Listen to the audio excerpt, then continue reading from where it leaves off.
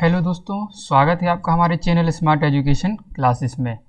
आज आपके लिए जीएस शो की जो सीरीज चल रही है उसमें आज फिर आपके लिए 15 प्रश्न लाए हैं जो आपके कोई भी टीचिंग एग्जाम हो, एसटेट हो, KVS, NVS, MPTET, CTET, UPTET, REET या फिर DSSS, तो सारे एग्जाम के लिए, कोई भी टीचिंग एग्जाम हो सारे के लिए ये काम आएगी। जीएस के महत्वपूर्ण 15 प्रश्न हम डिस्कस करेंगे, काफ़ी डिटेल में डिस्कस करेंगे।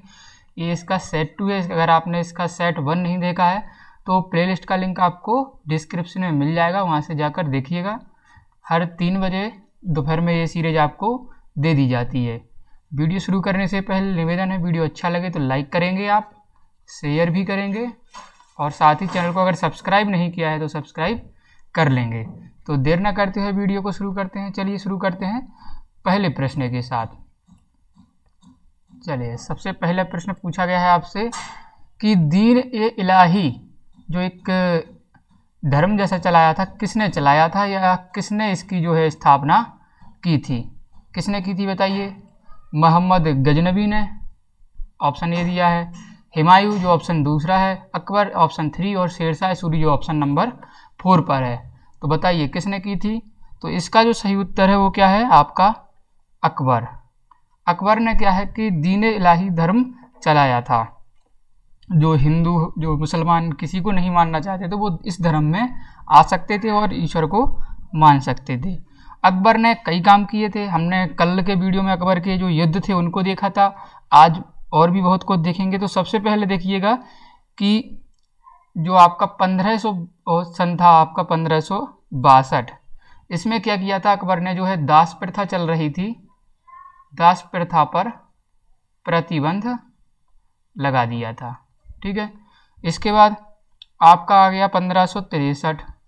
1563 में इसने क्या किया था अकबर ने कि सती प्रथा पर प्रतिबंध लगा दिया था। ठीक है, सती प्रथा पर प्रतिबंध।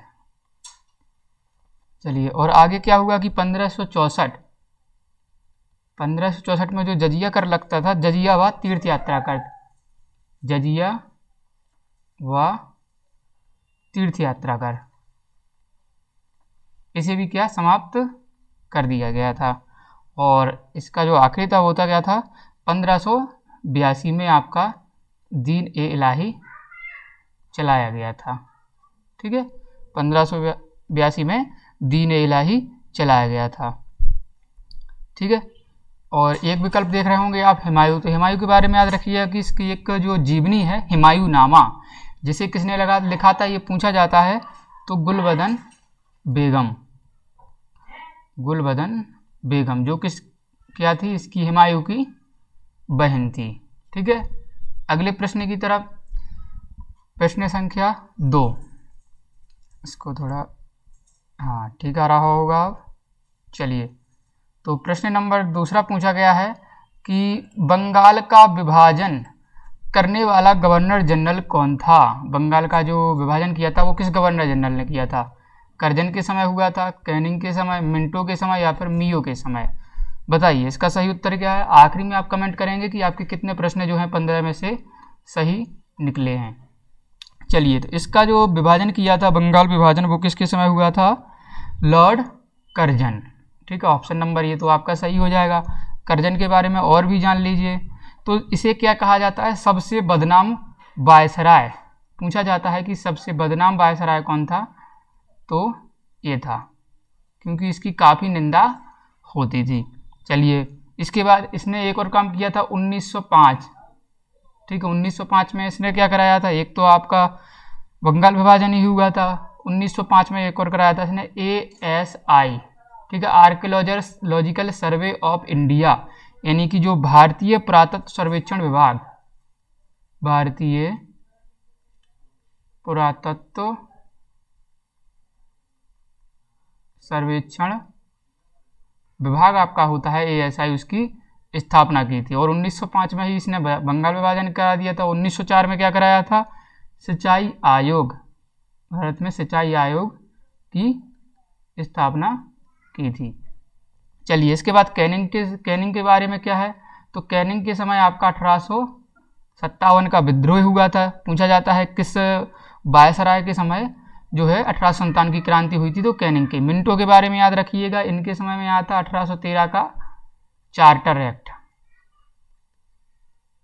जिसमें क्या किया गया, कहा गया था कि भारतीय शिक्षा पर 1 लाख रुपए का खर्चा किया जाएगा। और लॉर्ड मियो के समय क्या हुआ था, 1872 सन था। और यहाँ पर भारत की जो प्रथम जनगणना थी, भारत की प्रथम जनगणना वो की गई थी। तो ये जो चारों विकल्प हैं, कई प्रश्न हैं, आप इनको याद रखिएगा। अगले प्रश्न की तरफ, प्रश्न नंबर 3 पूछा गया है कि कुंवर सिंह किस राज्य के जमींदार थे, बैरकपुर के, जगदीशपुर, अवध या फिर आपका बिठूर। तो कुंवर सिंह के बारे में पूछा गया है। तो कुंवर सिंह थे आपके, बताइए कहाँ के जमींदार, तो ये थे आपके Jagdishpur Bihar, option number B, Jagdishpur आपका बिहार में पड़ता है, इसके जो है जमींदार थे। और जो 1857 की क्रांति हुई थी तो उसमें क्या किया था इन्होंने, यहाँ से इसका नेतृत्व किया था, ठीक है, कुंवर सिंह ने। चलिए अगले प्रश्न की तरफ। अगला प्रश्न है ऑप्शन नंबर 4 की यू आकार की घाटी का निर्माण होता है हिमनदों के द्वारा, नदी के द्वारा, पवनों के द्वारा या सागरीय द्वारा। काफी महत्वपूर्ण है, पूछा जाता है। तो देखिए हिमनद, यू आकार की घाटी का जो निर्माण होता है, इसका सही उत्तर है वो क्या होगा आपका, हिमनद के द्वारा। इसमें कुछ इस प्रकार से आकृति बन जाती है, ठीक है। ये यहाँ पर क्या होता है कि ये ऊपर का जो कगार है ये तो होता है ढाल वाला, लेकिन जो इसका स्थल वाला भाग होता है ये वाला, ये बिल्कुल सपाट रहता है, ठीक है। तो ये सारी जो स्थिति बनती है वो बनती है आपकी हिमनदों के द्वारा, ठीक है। आगे 5वां प्रश्न आपसे पूछा गया है कि ऑस्ट्रेलिया की राजधानी है क्या है, सिडनी है, कैनबरा है, मेलबर्न है या फिर ब्रिस्बेन। बताइएगा ऑस्ट्रेलिया की राजधानी क्या है, बताइए दोस्तों। काफ़ी महत्वपूर्ण है, आगे से ऐसा करें कम से कम एक प्रश्न जो है वो राजधानी वाला लेना है, जिससे आपकी तैयारी हो सके राजधानी के बारे में। चलिए तो इसकी जो राजधानी है वो क्या है, कैनबरा, ऑस्ट्रेलिया की राजधानी कैनबरा। मुद्रा पूछी जाए तो ऑस्ट्रेलियाई के यहाँ चलता है, ऑस्ट्रेलियन डॉलर यहाँ पर चलता है। चलिए आगे 6वां प्रश्न आपसे पूछा गया है कि सबसे पहले पत्थरों पर शिलालेख जो हैं वो किस भाषा में थे, प्राकृत में थे, पाली में थे, संस्कृत में थे या फिर आपका ब्राह्मी में थे। तो इसका जो सही उत्तर है बताइए क्या, इसका सही उत्तर है आपका सबसे पहले जो शिलालेख थे वो किस में थे, प्राकृत भाषा में लिखे थे। किसके शिलालेख थे ये लगभग आपकी 3री शताब्दी में लिखे गए थे और अशोक के शिलालेख, अशोक के शिलालेख रहे थे। अब अशोक के बारे में थोड़ा जानते हैं, सम्राट अशोक के बारे में, ठीक है। कुल शिलालेख पूछे जाते हैं तो वो कितने थे अशोक के, 14 शिलालेख, ठीक है। किसने पढ़ा था सबसे पहले, तो वो पढ़ा था इनके एक अंग्रेज थे जेम्स प्रिंसपे, ठीक है। इन्होंने ये जो है अशोक के शिलालेख पढ़े थे। अब इनके बारे में जो शिलालेख हैं उनमें सबसे महत्वपूर्ण जो शिलालेख होते हैं, सबसे पहला याद रखिएगा कम से कम 7वां शिलालेख क्या कहता है कि जो अशोक का सबसे लंबा शिलालेख, पूछा जाता है कि अशोक का सबसे लंबा शिलालेख कौन सा है, तो अशोक का सबसे लंबा जो शिलालेख है वो क्या है, वो है आपका 7वां शिलालेख, ठीक है। और इसमें क्या है, मस्तिष्क व आत्मनियंत्रण, मस्तिष्क व आत्मनियंत्रण के बारे में जो है वो बताया गया है, ठीक है। और क्या है, और याद रखिएगा इसके बाद अगला जो है वो 13वां ठीक है, 13वां शिलालेख। ये क्यों महत्वपूर्ण है, क्योंकि जो है इसमें कलिंग युद्ध, जो कलिंग युद्ध हुआ था उसका वर्णन मिलता है, ठीक है। पूछा जाता है किस युद्ध में किस शिलालेख में कलिंग युद्ध का वर्णन मिलता है, तो वो 13वां शिलालेख था, ठीक है, याद रखिएगा ये। और इसके बाद एक स्तंभ भी याद रखिएगा, सारनाथ स्तंभ जो अशोक के द्वारा बनवाया गया था, सारनाथ स्तंभ, ठीक है। इससे क्या है, हमारा राष्ट्रीय चिन्ह लिया गया है, कम से कम इतना याद रखिएगा। चलिए 7वें प्रश्न की तरफ बढ़ते हैं। 7वां प्रश्न कह रहा है कि देखिए, कृषि से संबंधित जानकारी प्राप्त करने के लिए मुगल कालीन स्रोतों में से कौन सा विशेष उपयोगी है, अकबरनामा, आईने अकबरी, शाहनामा या फिर बाबरनामा। तो बताइए क्या सबसे ज़्यादा महत्वपूर्ण है, तो इसका सही उत्तर है वो है ऑप्शन नंबर बी, आईने अकबरी। आईने अकबरी जो किसने लिखी थी आपकी, पूछा जाता है अबुल फजल। अबुल फजल ने लिखी थी आपकी आईने अकबरी, जो उसके क्या है अकबर के नवरत्नों में से एक है। ठीक है, और ये जीवनी कही जाती है अकबर की। अकबर का मकबरा आपसे पूछा जाए तो कहाँ है अकबर का मकबरा, बताइए। आगरा के सिकंदराबाद, आगरा सिकंदराबाद। ठीक है, याद रखिएगा इतना। चलिए, और इसके बाद बढ़ते हैं अगले प्रश्न की तरफ। विकल्प प्रश्न संख्या 8 आरा तथा जगदीशपुर में अंग्रेजों के विरुद्ध जो 1857 का विद्रोह हुआ था उसका नेतृत्व किसने किया था? तात्या टोपे ने, बेगम हजरत महल ने, कुंवर सिंह या नाना साहेब पेशवा? तो बताइए किसने किया था आरा व जगदीशपुर में। तो देखिए जगदीशपुर आपका बिहार में पड़ता है, तो इसका नेतृत्व किसने किया था? कुंवर सिंह ने। ठीक है, अब आता है आपका सबसे पहला विकल्प दिया है तात्या टोपे। तो तात्या टोपे ने कहाँ से किया था? कानपुर यूपी से। नाना साहब पेशवा वो भी थे कहाँ से? कानपुर से, दोनों साथ में थे। बेगम हजरत महल कहाँ से थी आपकी? लखनऊ से। ठीक है, ये पूछे जाते हैं कि किसने कहाँ से नेतृत्व किया था। इसके बाद जो काफ़ी महत्वपूर्ण पूछा जाता है आपसे, वो पूछा जाता है मेरठ के बारे में कि मेरठ से किसने किया था? तो वो थे आपके कदम सिंह। ठीक है, ये हो गया। अगला पूछा जाता है आपसे दिल्ली से, ये तो मुख्य नेतृत्व करता रहे थे दिल्ली से, कौन था? बहादुर शाह जफर, बहादुर शाह जफर। ठीक है, चलिए आगे। अंबाला से पूछा जाता है कई बार, अंबाला। तो अंबाला से कौन थे आपके? राव तुलाराम, राव तुलाराम ना। कानपुर से हमने देखा। इसके बाद पूछा जाता है मथुरा, खासकर यूपी के एग्जामों में, तो वो थे वहाँ से देवी सिंह, देवी सिंह। ठीक है, इसके बाद काफ़ी मोस्ट इम्पोर्टेंट झांसी। तो झांसी से किसने नेतृत्व किया था? रानी लक्ष्मीबाई। ठीक है, रानी लक्ष्मीबाई ने कहा से? झांसी से। इलाहाबाद से पूछा जाता है, तो इलाहाबाद से कौन था आपका? लियाकत अली, लियाकत अली। ठीक है, लखनऊ से बेगम हजरत महल थी। ठीक है, फैजाबाद से पूछा जाता है, फैजाबाद वर्तमान अयोध्या। ठीक है, मौलवी अब्दुल्ला,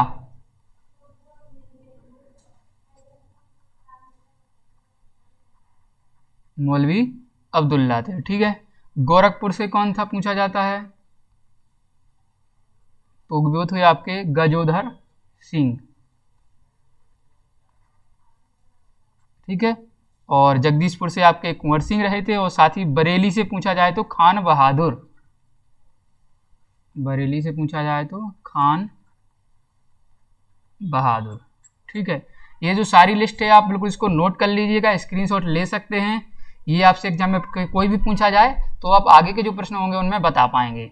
चलिए 9वें प्रश्न की तरफ थोड़ा जल्दी करते हैं। निम्न में से किसने लगातार 6 साल तक भारतीय राष्ट्रीय कांग्रेस के अध्यक्ष के रूप में कार्य किया? यानी कि सबसे लंबा जो कांग्रेस का आईएनसी का जो अध्यक्ष का कार्यकाल है वो किसका रहा है? दादा भाई नौरोजी, गोपाल कृष्ण गोखले, जवाहरलाल नेहरू जी का या अबुल कलाम आज़ाद का? किसका रहा है ये आपको बताना है। तो इसका जो सही उत्तर है वो क्या है आपका? मौलाना अबुल कलाम आज़ाद। ये 1900 आपका 40 से 45। ठीक है, यानी कि लगभग 6 साल पढ़ते हैं तो उन तक ये रहे थे। ठीक है, इसके बाद दादा भाई नौरोजी पहला विकल्प दिया है, तो ये कब कब रहे थे इन्होंने? एक तो आपका दूसरा जो सेशन हुआ था आईएनसी का, और 22वां, दोनों ही आपके कब? एक 1886 में हुआ था और दूसरा आपका 1906 में हुआ था। ये कलकत्ता में था और ये वाला भी कलकत्ता में था। लेकिन दूसरे वाले में क्या था? 1906 वाले में इसमें स्वराज को राष्ट्रीय आंदोलन का लक्ष्य दिया गया। अगला जो दिया है गोपाल कृष्ण गोखले जी, तो इन्होंने क्या है? स्वराज पर चर्चा की थी। ठीक है, स्वराज के बारे में इन्होंने जो चर्चा की थी। और जो स्वराज शब्द पूछा जाता है कि किसने दिया, तो ये दिया था आपका बाल गंगाधर तिलक जी ने, बाल गंगाधर तिलक जी ने, ठीक है, तिलक जी ने दिया था स्वराज शब्द। नेहरू जी के बारे में पूछा जाता है तो ये थे आपके 1929 का सेशन कहाँ हुआ था आपका, लाहौर अधिवेशन, ठीक है। इसमें पूर्ण स्वराज को प्रस्ताव जो है वो पारित हुआ था, पूर्ण स्वराज, ठीक है, पूर्ण स्वराज लाहौर, ठीक है, रावी नदी के किनारे। और एक हुआ था आपका 1937 का कहाँ हुआ था, फैजपुर। ये किस लिए बता रहे हैं आपके लिए, क्योंकि जो ये पहला सेशन था जो किसी गांव में हुआ था, ठीक है ना, गांव में होने वाला कांग्रेस का प्रथम सेशन तो है आपका फैजपुर। ये प्रश्न पूछा जाता है। अगले प्रश्न की तरफ 10वां प्रश्न है, काफी महत्वपूर्ण है। सार्क का मुख्य उद्देश्य है क्षेत्रीय सहयोग संगठन, आंतरिक मामले, गुटनिरपेक्षता या शांतिपूर्ण सह अस्तित्व। सार्क क्या है बताइए। सार्क है आपका दक्षिण एशियाई क्षेत्रीय सहयोग संगठन। याद रखिएगा इसका हिंदी नाम क्या है, दक्षिण एशियाई क्षेत्रीय सहयोग संगठन, ठीक है। और इसका जो उद्देश्य क्या है वो है आपका क्षेत्रीय सहयोग। जो क्षेत्रीय सहयोग है दक्षिणी एशियाई जो देश हैं उनके आपसी सहयोग बनाए रहना। इसका मुख्यालय पूछा जाता है सार्क का, तो वो क्या है आपका काठमांडू नेपाल, ठीक है, काठमांडू नेपाल में इसका मुख्यालय है। इसके देश पूछे जाएं अगर आपसे तो उनकी देश की लिस्ट भी आप नोट कर सकते हैं, जिससे क्या होगा कि आपको भविष्य में अगर पूछा जाए कोई 4 विकल्प दे दिए जाएं कि निम्नलिखित में से कौन सा सार्क का सदस्य नहीं है, तो उसमें आप फिर कर पाएंगे। भारत सार्क का बिल्कुल सदस्य है, भारत हो गया, बांग्लादेश हो गया, नेपाल है, श्रीलंका है, ठीक है, और पाकिस्तान है, चलिए हो जाने दे कोई बात नहीं, भूटान है, मालदीव हो गया। ये देखिए सारे आसपास के देश हैं, दक्षिण एशियाई देश हैं, और अफगानिस्तान। चलिए इतना आप याद रखिएगा ये सारे देश के बारे में। चलिए यहाँ पर आपसे एक प्रश्न पूछते हैं, उसका जवाब आप कमेंट बॉक्स में देंगे। अफगानिस्तान की जो संसद है, क्या है संसद, ठीक है, तो उसे क्या कहते हैं आप कमेंट बॉक्स में बताएंगे। चलिए 11वां प्रश्न है, पंचायती राज व्यवस्था की त्रिस्तरीय रचना को स्वीकार करने वाला पहला राज्य है। पंचायती राज व्यवस्था की जो त्रिस्तरीय संरचना थी, सबसे पहला राज्य कौन था, गुजरात था, महाराष्ट्र था, राजस्थान या फिर आपका उत्तर प्रदेश, कौन था तो बताइएगा। इसका जो सही उत्तर है वो क्या है आपका राजस्थान। राजस्थान से कब 1959, तारीख क्या थी 2 अक्टूबर क्यों, क्योंकि गांधी जी के जयंती होती है और गांधी जी का सपना था कि जो है हर गांव तक जो है हमारी गवर्नमेंट की सेवाएं पहुंचनी चाहिए, या लास्ट में जो एक लाइन लगी है उसमें आखिरी व्यक्ति है तो उस तक भी हमारी जो है सेवाएं पहुंचनी चाहिए। तो 2 अक्टूबर 1959 को क्या हुआ था, इसको स्वीकार किया गया था। कहाँ से, नागौर जिले से। नागौर जिला कहाँ पड़ता है, ये राजस्थान में पड़ता है, ठीक है। इसके बाद आपका इसी साल 1959 में आंध्र प्रदेश ने भी इसे अपना लिया था, ठीक है। तो दूसरा और पहला याद रखिएगा, काफ़ी महत्वपूर्ण है। नेक्स्ट प्रश्न की तरफ, वीडियो अच्छा लग रहा है तो वीडियो को लाइक कर दीजिएगा। चलिए 12वां प्रश्न है, भारत के एकमात्र राष्ट्रपति जो निर्विरोध चुने गए, डॉक्टर सर्वपल्ली राधाकृष्णन, डॉक्टर जाकिर हुसैन, फखरुद्दीन अली अहमद या नीलम संजीव रेड्डी, बताइए कौन ऐसे राष्ट्रपति जो निर्विरोध चुने गए थे। तो इसका जो सही उत्तर है वो क्या है, ऑप्शन नंबर डी, नीलम संजीव रेड्डी, जो आपकी 1977 से 1982 तक रही थी, ठीक है। नीलम संजीव रेड्डी जी चुने गए थे। ऑप्शन नंबर जो पहला दिया है सर्वपल्ली राधाकृष्णन, ये भारत के राष्ट्रपति रहे थे। 5 सितंबर को हम इन्हीं की जन्म दिवस के रूप में क्या मनाते हैं, राष्ट्रीय शिक्षक दिवस, ठीक है। डॉक्टर जाकिर हुसैन जी कौन थे, ये जो पहले राष्ट्रपति थे, फर्स्ट राष्ट्रपति जिनकी कार्यकाल के दौरान मौत हुई थी, ठीक है, कार्यकाल दौरान। इसके बाद फखरुद्दीन अली अहमद जी, तो ये कौन थे, ये भी ऐसे थे कि इनकी कार्यकाल के दौरान मौत हुई थी लेकिन ये पहले नहीं थे, तो ये इंपॉर्टेंट है डॉक्टर जाकिर हुसैन जी, ठीक है, कि ये कार्यकाल के दौरान पहले ऐसे थे जिनकी मौत हुई थी। चलिए आगे बढ़ते हैं 13वें प्रश्न की तरफ कि संविधान में प्रदत्त प्रक्रिया के अनुसार भारत के मुख्य न्यायाधीश को पद से हटाया जा सकता है। कैसे हटाया जा सकता है?